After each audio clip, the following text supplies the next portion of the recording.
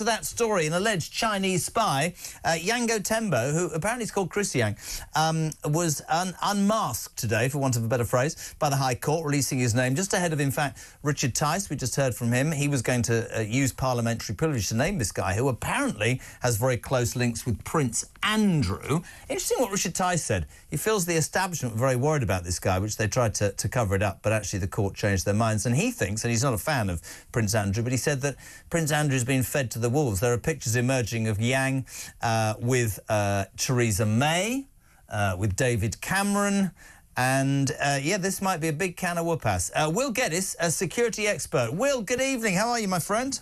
I'm very well, Jezza. How are you, sir? Not bad. Kev won an award today. Did you know that, Kevin O'Sullivan? No, I didn't, but I'm not surprised, Jezza. You will be when you find out what it's for. Right.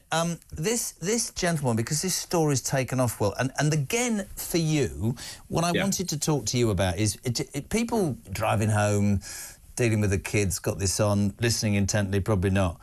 An alleged Chinese spy was able to infiltrate, it seems, and actually maybe Richard Tice is right, and it's all the focus is on Prince Andrew, but there seem to be other people as well.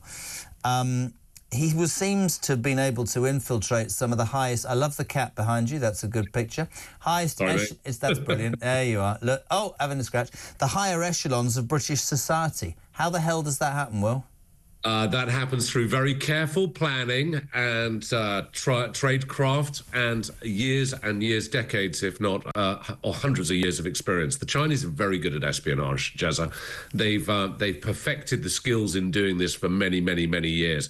And how they do it is very surreptitiously. And it's puddle jumping in a very simple term.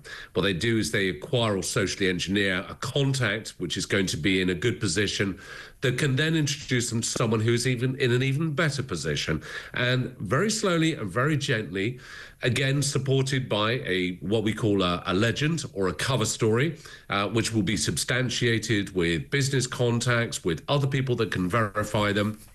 They will then make their way up the greasy ladder to the targets that they will then want to try and use their influence on in various shapes and forms. And Richard was absolutely right. Prince Andrew, the targeting on him was very typical, Jezza, of these kinds of foreign agent actions, in so much as he'd just come off that catastrophic interview on Newsnight, and he was just starting the court case with Virginia Giuffre, and he had become very much a PNG, a persona non grata, with everybody probably in his circles, but was someone who is still in a position of influence, but would be desperate to then try and find some ways to remunerate himself, but also to curry favour and grace elsewhere.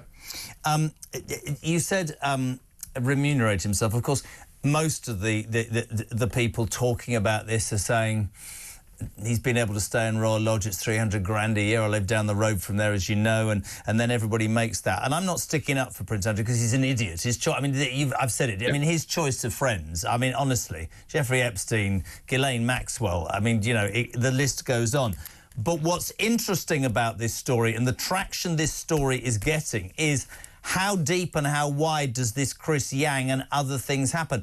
Should we, the average people in the United Kingdom, should we worry, or is this espionage game, excuse the word game, we're doing it, is everybody doing it in every country? Are the Chinese the best at it, or are they a one-off? What's the story? No, the Chinese and the Russians are particularly good at it. Every nation state will use some kind of capability, whether it be honey trapping, and I'm sure many of the viewers and listeners are familiar with that term, and that has been used very successfully, for example, against high-ranking individuals within the military and the government and the federal departments in the United States, but also against lobbyists here in the United Kingdom. This is not the first time that we've experienced Chinese espionage at its finest, where lobbyists have been put into compromising situations, whether they've received funds, gratuities, or even perhaps revealed unwittingly in relaxed situations, compromising information about themselves or others, which could then be utilized. So it's an infosec war. It's getting information that is highly sensitive, that's highly confidential, and using that as leverage to gain whatever it is that they want. It can be used as blackmail. It could be used to try and, again, push them into the appropriate sort of corners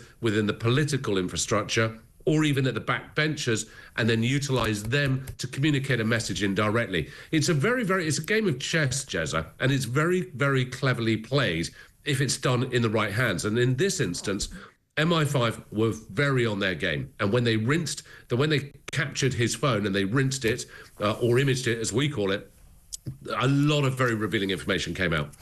Mate, I would love to have you on longer. I no doubt we're going to see you later in the week. Can I just say, though, as you spoke there with the new moustache and the cat wandered behind you twice, I'm thinking Bond villain is the next step up, Will Geddes. What are you thinking? Well, you know, it's a sketchy business. I've got to have a sketchy tash to go with it, Jezza. The name's Bond, Will Bond. Thank you so much indeed. Will Geddes, security expert as ever, talking about espionage. Always good to have him on the show.